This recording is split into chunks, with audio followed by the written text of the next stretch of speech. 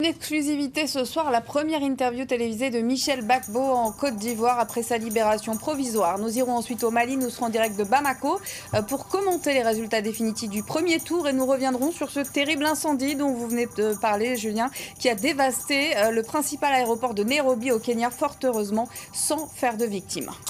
Et on commence donc avec la Côte d'Ivoire, semaine riche en rebondissements sur les volets justice et politique.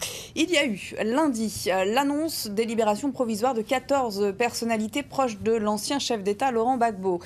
Leur retour à Abidjan, mardi, fêté par leurs partisans au siège du FPI. Pascal Affi-N'Guessan retrouvait ses fonctions de président de l'ex-parti au pouvoir et se disait ouvert au dialogue. Et parmi ceux qui sont sortis de prison, il y a le fils de Laurent Gbagbo, Michel Gbagbo, arrêté le 11 avril 2011 dans le bunker où se trouvait son père qui refusait de reconnaître les résultats de la présidentielle certifiés par l'ONU.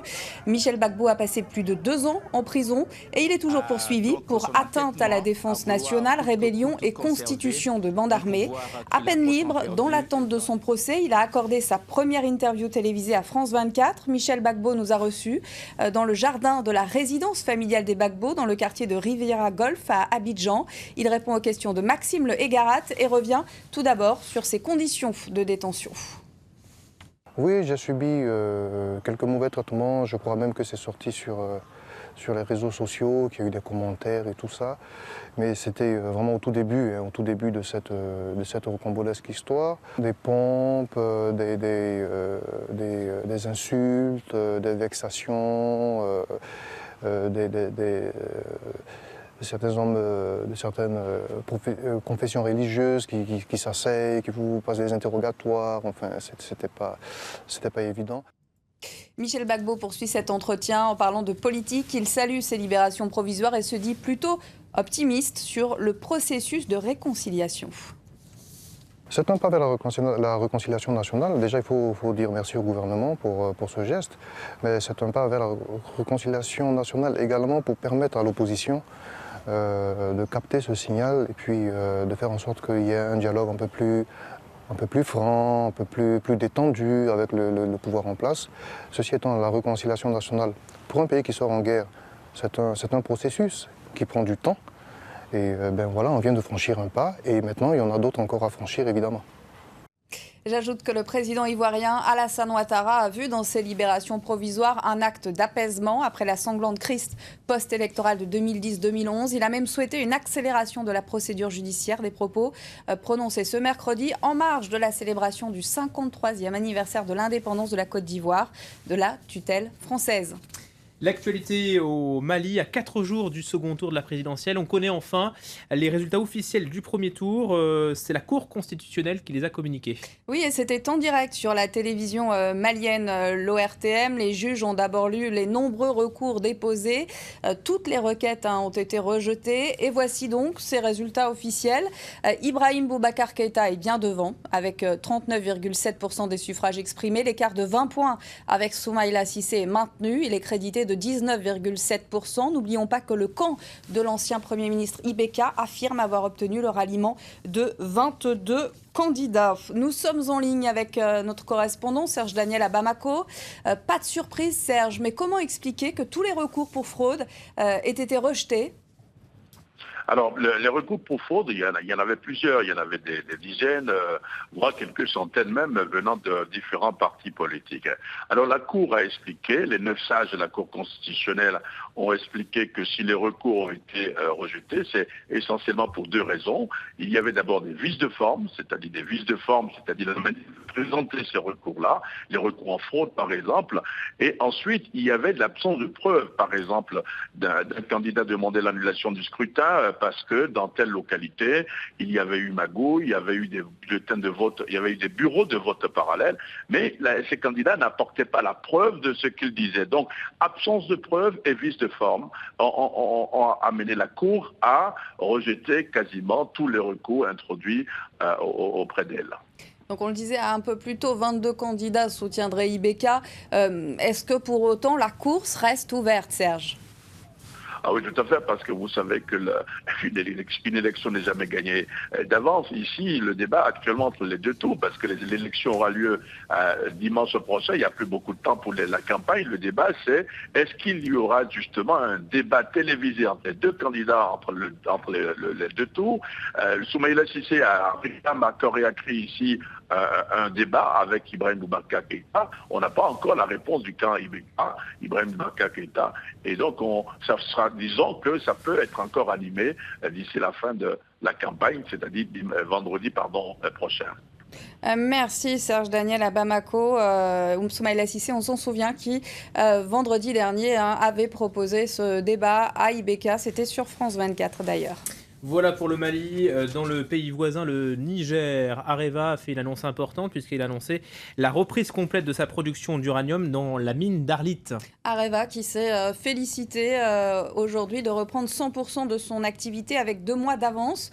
Le site d'Arlit au nord du pays avait été très endommagé le 23 mai par l'attentat meurtrier des djihadistes du Mojao. La suspension partielle des chaînes de production aurait coûté 27 millions d'euros de pertes au groupe français selon une estimation publiée dans Jeune Afrique. Retour sur les premières déclarations du principal opposant burundais. Il sortait hier de sa clandestinité. Agathon Rwasa, chef historique des ex-rebelles des Forces nationales de libération, mettait fin hier à 3 ans passés cachés dans le maquis. Son premier grand meeting a été empêché par la police. Il a pu néanmoins s'exprimer et a expliqué son objectif, la présidentielle de 2015. Voici en quelques traits le portrait d'Agathon Rwasa, un récit de Nicolas Germain et Tatiana Mosso. Après 3 ans de maquis, les partisans d'Agathon Rwasa ont bravé les forces de sécurité pour enfin voir leur leader de retour à Bujumbura. Nous avions vraiment besoin de le voir, parce que beaucoup croyaient qu'il n'était plus en vie, parce qu'il était recherché par le pouvoir. Il est arrivé aujourd'hui en chair et en os, et c'est pour ça que nous sommes tous mobilisés pour l'accueillir. Il est enfin sorti de la cave où il s'était retranché. Âgé de 49 ans, Rwasa est le chef historique des ex-rebelles Hutus du FNL, dont il avait pris le contrôle en 1998. En 2009, il dépose les armes pour se lancer en politique. L'année suivante, il boycotte les élections et s'éclipse pendant 3 ans pour, dit-il, sauver sa peau. Au début de l'année, il est évincé de la tête des FNL, désormais confié à un proche du pouvoir, ce que Rwasa dément vigoureusement. Ceux qui prétendent que le FNL n'est plus dirigé par Agathon Rwasa se trompent. Se posant en nouveau patron de l'opposition, il appelle ses partisans à le soutenir pour la présidentielle de 2015, défiant l'actuel chef de l'État, Pierre Nkurunziza. Son retour aurait été négocié par la communauté internationale. En échange, il se serait engagé à ne plus contester les résultats de l'élection de 2010.